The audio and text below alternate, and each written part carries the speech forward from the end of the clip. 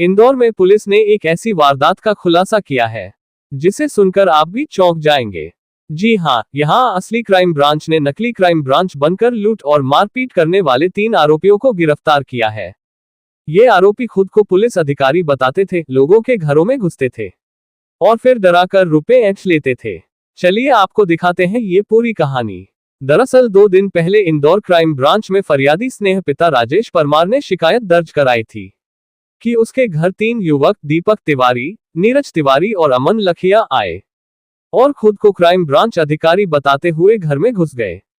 आरोपियों ने फरियादी और उसके पिता से मारपीट की, उन्हें लसूरिया क्षेत्र में ले जाकर धमकाया और कहा कि तुम गलत काम करते हो, तुम्हें जेल जाना पड़ेगा।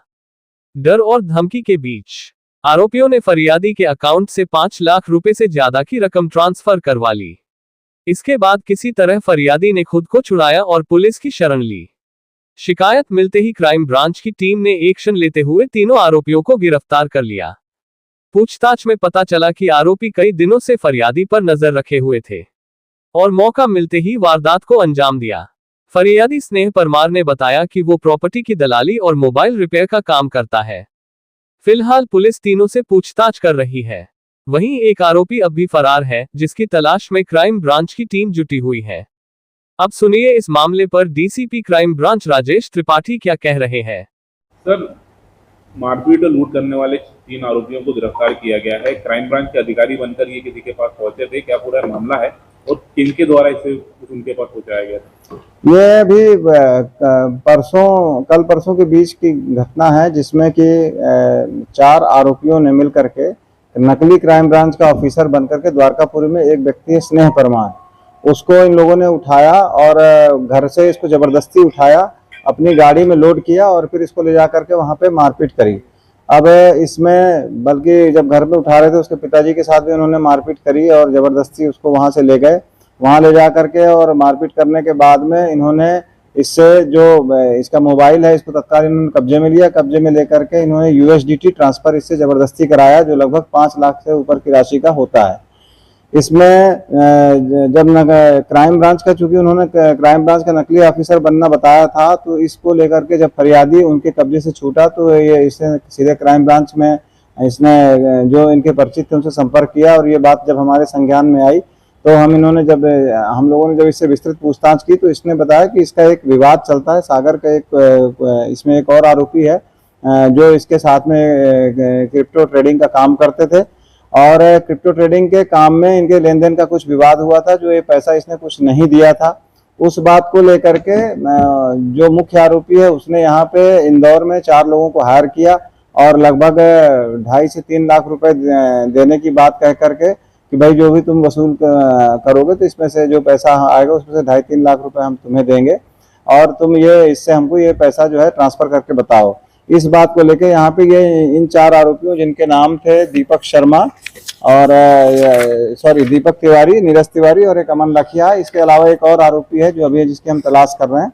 तो इन चारों ने मिलकर के ये प्लान किया था कि हम नकली क्राइम ब्रांच के ऑफिसर बन के और इसको उठाएंगे ताकि मतलब घर के लोग भी इसकी सूचना पुलिस को ना दे सकें। यह इनकी मंशा थी, लेकिन इनकी मंशा फेल हो गई, क्योंकि इन्होंने फरियादी को मारपीट काफी करी थी और फरियादी जैसे ही छूट करके आया तो उसने ये रिपोर्टिंग करी, तब इनका खुलासा हुआ। अभी इनमें से 3 आरोपियों को पकड़ा गया है, 2 आरोपी अभी भी फरार हैं, जिसकी तलाश के लिए टीमें हमारी लगी हुई हैं। और अब इसमें ये भी जब उनसे विस्तृत पूछताछ की गई तो पता चला कि दीपक तिवारी, नीरज तिवारी के खिलाफ 15 अपराध पहले से पंजीबद्ध हैं और ये अपराधी किस्म के लोग हैं। पूर्व में भी इस तरह की घटनाएं इन लोगों ने घटित की होंगी। इस संबंध में अभी हम पुलिस रिमांड लेकर के इनसे आरोपियों से पूछताछ कर रहे हैं और अब इनका पुलिस रिमांड लिया गया है। आगे अब इस पे पूछताछ की जाएगी। अभी जो प्रकरण पंजीबद्ध हुआ है वो धारा 115(2), 140(3), 308(2), 309(6), 319(2) भारतीय न्याय संहिता के तहत प्रकरण पंजीबद्ध किया गया है, जिसमें एक्सटोर्शन से संबंधित धाराएं हैं, मारपीट से संबंधित धाराएं हैं, जबरन वसूली संबंधी धाराएं हैं, जिनका समावेश किया गया है। अब इनमें इनकी गिरफ्तारी किया जाकर के आगे कार्रवाई की जा रही है। सर, ये कब की घटना है और इस फरियादी को कहां ले जाया जाता है, कितने समय में पूरा पेमेंट होता है ये घटना दिनांक 9/10/25 के शाम को 6 से 7 बजे के बीच में घटित होता है। द्वारकापुरी में ये आरोपी गण अपने किया गाड़ी से गए हुए थे, सोनेट गाड़ी से गए हुए थे और इन्होंने सीधा उसको घर से उठाया। जो स्नेह परमार जो फरियादी है उसको घर से ही उठा करके ले गए थे और एक ये कहीं ढाबा है, ढाबा के पास में इन लोगों ने उसके साथ पूरी घटना की, मारपीट करी, जबरदस्ती इसका मोबाइल छीना और इसके मोबाइल से पैसे ट्रांसफर कराए और जब ये उनके कब्जे से छूटा करीब 2-3 घंटे बाद तब इसने रिपोर्ट करी। आरोपियों ने खुद को क्राइम ब्रांच अधिकारी बताकर फरियादी से ठगी की थी। हमारी टीम ने तेजी से कार्रवाई करते हुए तीनों को गिरफ्तार किया है। एक आरोपी फरार है, जिसे भी जल्द गिरफ्तार कर लिया जाएगा। तो इंदौर में असली क्राइम ब्रांच ने नकली क्राइम ब्रांच को पकड़कर एक बड़ी वारदात का खुलासा किया है। अब पुलिस आरोपियों से पूछताछ कर रही है ताकि यह पता लगाया जा सके कि कहीं इन फर्जी अफसरों ने ऐसी और वारदातें तो नहीं की। कैमरामैन के साथ Karim Khan, news plus India 24 Indore. स्थान इंदौर। तारीख 12 अक्टूबर 2025। रिपोर्टर करीम खान।